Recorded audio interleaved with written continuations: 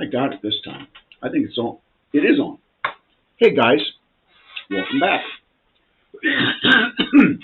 So what does Moses think about pernicious economic cycles in complex economies?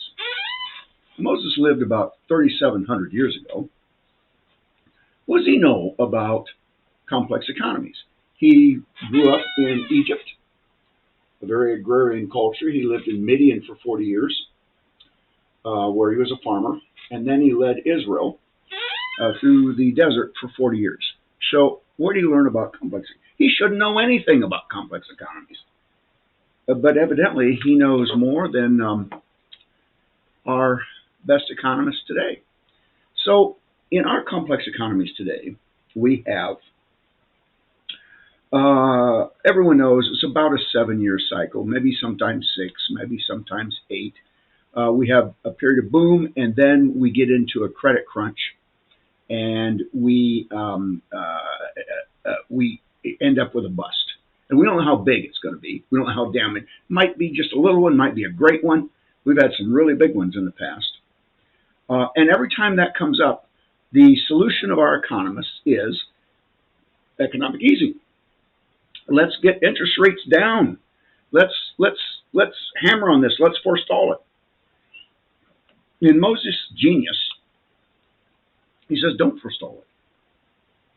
Don't try to make it go away. Accept it. Swim with the flow. Don't try to buck the current. You're not going to succeed.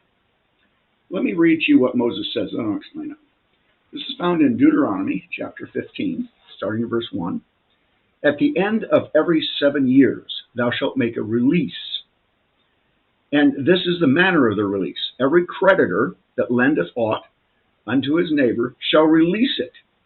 He shall not exact it of his neighbors, nor of his brothers, because it is called the Lord's release. So Moses says, don't try to forestall the fall. Mark it, the 7th year, every 7th year, debts are canceled. Now, what would that do?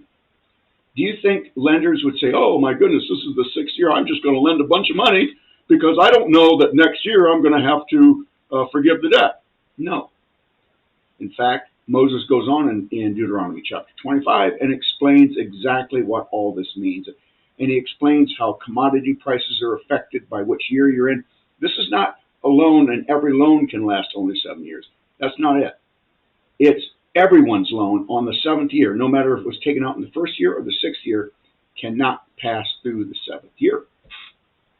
That means that as you approach the 7th year, lenders are going to get very picky, very choosy, and interest rates are going to go up and up and up. But every business knows this. And every lender knows that on the 1st day of the 7th month, and you can read that in Moses, so I won't take the time to find it, but that year, that day, 1st day of the 7th month of every 7th year, every loan is forgiven. So lenders are going to say, well, this is the 4th year, so this loan can only last 3 years. Because if he doesn't collect all of it, it's gone. It's released. It's forgiven. So lenders are going to say, wow, the 6th year, I've got some risk here. You got to pay it back in 1 year. The interest rate is going to be really high, and you're going to have to be paying this interest monthly because he's afraid he might lose the whole thing.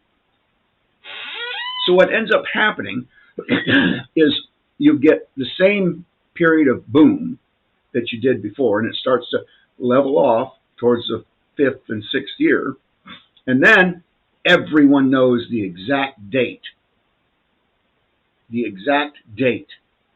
that the bust is going to happen. So everyone's planning for it. In fact, from the economic filings of banks and lending institutions, we know exactly how big the bust is going to be. And everyone's planning for it. So under Moses' instructions, we have 6 years of boom, levels off, and a soft drop.